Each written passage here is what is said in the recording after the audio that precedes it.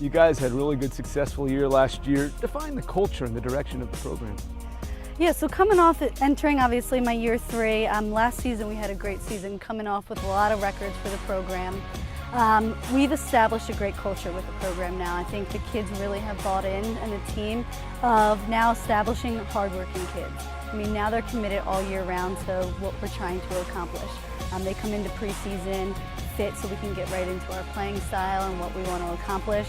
And I think last year it showed that it paid off, that we went on a 6-game winning streak and really came in that we can compete at this level right now.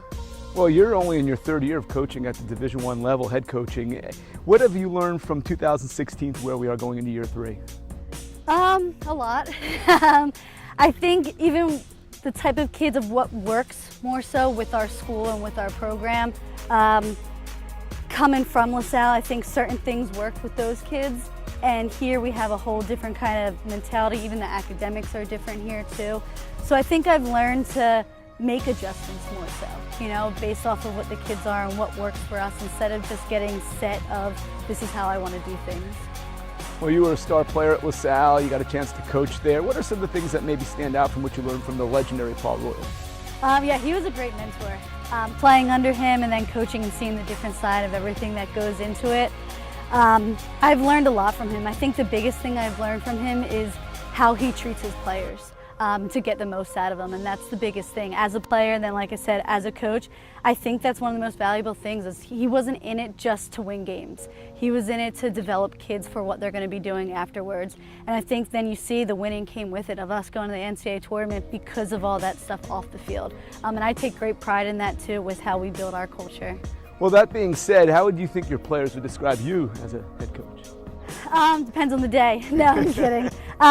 I think they would describe me as that caring for them as kids and players. It's not just that they see us on the field for those almost 2 hours of practice. It's the things that go on behind the scenes. And I think that's, like I say, what I take great pride in. We want to see them doing well. We have meetings with our kids to make sure academically, even just socially, what's going on with them and how they're feeling emotionally. And I think that's what I hope they take after, of seeing that we care about their longevity of them and not just the player of what they're doing on the field. I look at your season last year, I think resilient, you know, the way you started, the way you hung in there. How would you describe in a word or two last year? I think growth is a big word for it, because we had a lot of youth. We had a lot of young players coming in, about 4 or 5 freshmen that were key players for us. So early on in the season, that's why we kind of were dropping some games close, you know? And it took them some time to figure out how to win games. I mean, that's what you get with a lot of young players, you know? And I think then a lot of our upperclassmen stepped up big time and kind of put them on of how we want to continue to grow and win. So I think growth was a big thing, of seeing where we came in to kind of where we finished the season too, and those young players also.